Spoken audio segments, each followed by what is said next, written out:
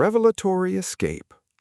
The chapter opens in the middle of a desperate, storm-drenched night. Percy Jackson, his mother, Sally, and his best friend, Grover Underwood, are fleeing in Gabe Ugliano's Camaro. As they speed along the dark country roads of Long Island, Percy notices that Grover is a goat from the waist down. Grover reveals that he is actually a satyr tasked with keeping tabs on Percy to keep him safe. He explains that ancient Greek myths are real. Mrs. Dodds was a real monster, a kindly one, and the Greek gods used mist to obscure the truth from human eyes. Grover admits that they kept Percy in the dark to avoid attracting more monsters, but Percy's developing awareness of his identity has made him a target. As a terrifying bellow echoes behind them, Grover reveals a major twist.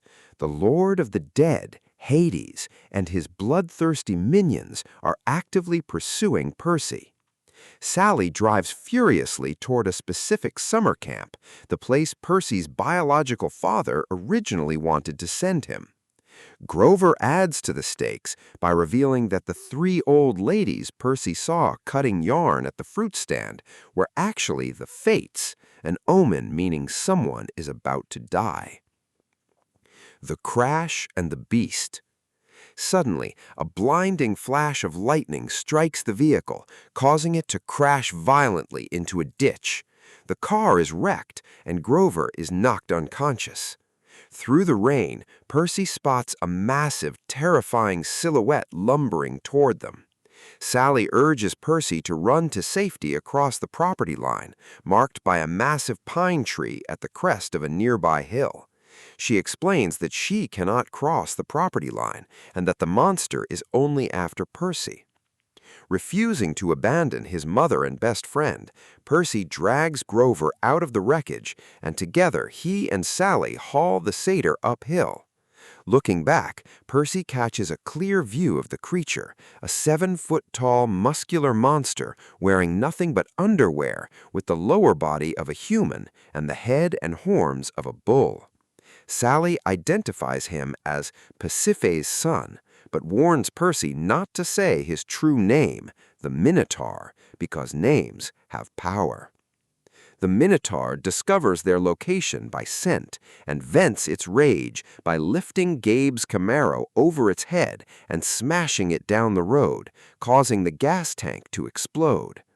Sally instructs Percy on how to survive. Wait until the last second when the monster charges, and then jump directly sideways, exploiting the beast's poor ability to change directions. Tragedy and victory. The Minotaur charges. Following his mother's advice, Percy successfully dodges the beast. However, the monster turns its attention to Sally, who is trying to lead it away from the helpless Grover. Sally attempts to sidestep, but the Minotaur catches her by the neck. In a shocking plot twist, before Percy's eyes, the monster squeezes her neck, and Sally dissolves into a blinding flash of shimmering golden light, vanishing completely. Grief-stricken and fueled by a sudden supernatural rush of adrenaline and anger, Percy decides to fight. He uses his red rain jacket like a bullfighter to taunt the monster. Standing with his back to the pine tree, Percy realizes the Minotaur is charging too fast to dodge sideways. Instead, he leaps straight up, using the monster's head as a springboard to land squarely on its neck. The Minotaur rams headfirst into the tree, nearly dazed, and begins bucking wildly. As the monster prepares to trample Grover, Percy channels his rage, grips one of the monster's horns, and pulls back with all his strength until it snaps off. Flung to the ground, Percy rolls away from a subsequent charge and drives the broken, razor-sharp horn directly under the monster's ribcage. The Minotaur roars in agony and disintegrates into crumbling sand, blown away by the wind. Arrival at Camp Half-Blood. Exhausted, weeping over the loss of his mother, and suffering from a severe head injury, Percy refuses to abandon Grover. He drags the unconscious satyr down the other side of the hill toward the yellow lights of a farmhouse in the valley. Percy collapses on a wooden porch. Before losing consciousness completely, the last thing he sees is the ceiling fan above and the stern faces of a familiar bearded man and a pretty blonde-haired girl. The girl remarks, "He's the one, he must be," before the man instructs her to bring Percy inside.